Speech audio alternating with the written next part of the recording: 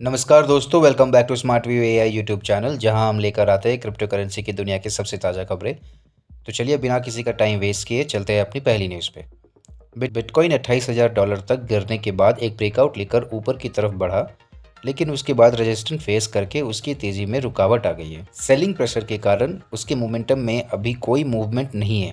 इस रुकावट की मेन रीज़न अभी तक क्लियर नहीं है, लेकिन मार्केट के एक्सपर्ट के अनुसार प्रॉफिट कमाने और इन्वेस्टर्स की अलर्टनेस और वेल्स मैनिपुलेशन भी हो सकती है। बिटकॉइन की प्राइस के अप्स एंड डाउन्स से ट्रेडर्स और इन्वेस्टर्स को अभी भी इफेक्ट करता है, जहां बहुत लोग आशा के साथ मार्केट में अप्स एंड डाउन्स के सिग्नल्स का इंतजार कर रहे हैं। तो चलिए बढ़ते हैं अपनी अगली न्यूज़ की तरफ। यूके लॉ कमीशन ने क्रिप्टो करेंसी से जुड़ी लॉज में बड़े बदलाव की सुझाव दिया है। उनके अनुमान से ये सुझाव लीगल कंफ्यूजन को दूर करने और एक क्लियर रेगुलेटरी फ्रेमवर्क स्टैब्लिश करने के लिए है। इससे हमारे पास कंज्यूमर प्रोटेक्शन बढ़ेगी, फ्रॉड के मामले में लीगल मदद आसानी से मिलेगी और क्रिप्टो इंडस्ट्री में इनोवेशन बढ़ेगी। इसमें एक इम्पॉर्टेंट बात है कि एंटी मनी लॉन्ड्रिंग मेजर्स को भी मजबूत बनाया जाए और रेगुलेटरी ओवरसाइट को भी बढ़ाया जाए। इन चेंजेस से यूके में लोगों और बिजनेसेस को क्रिप्टो करेंसी के साथ जुड़ने में ज़्यादा क्लैरिटी और कॉन्फिडेंस मिलेगा। तो चलिए बढ़ते हैं अपनी अगली न्यूज़ की तरफ। हाल ही में एक पॉपुलर कंपनी ने वेब3 के डेवलपमेंट को बढ़ने के लिए एक बड़ा इवेंट ऑर्गेनाइज किया।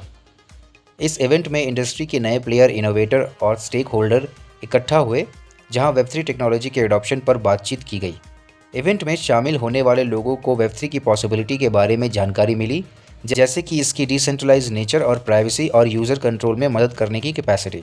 इवेंट में इंटरैक्टिव सेशन, वर्कशॉप्स और डेमोन्स्ट्रेशन भी थे, जिसमें कटिंग एज प्रोजेक्ट और डिसेंट्रलाइज एप्लीकेशन के साथ हाथों हाथ अनुभव भी मिली।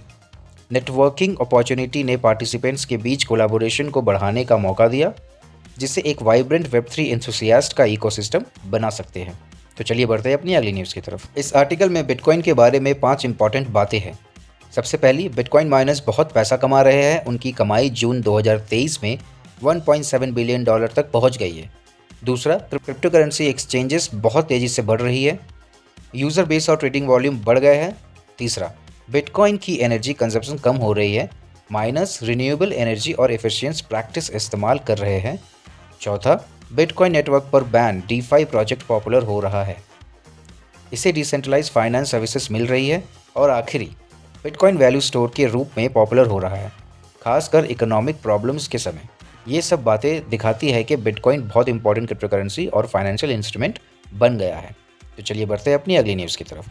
फॉर्मर एसईसी चेयरमैन गैरी गैंसिलर ने अपनी नौकरी से इस्तीफा दे दिया है, क्योंकि एआई द्वारा बनाई गई झूठी खबर ने उसे बदनाम कर दिया था।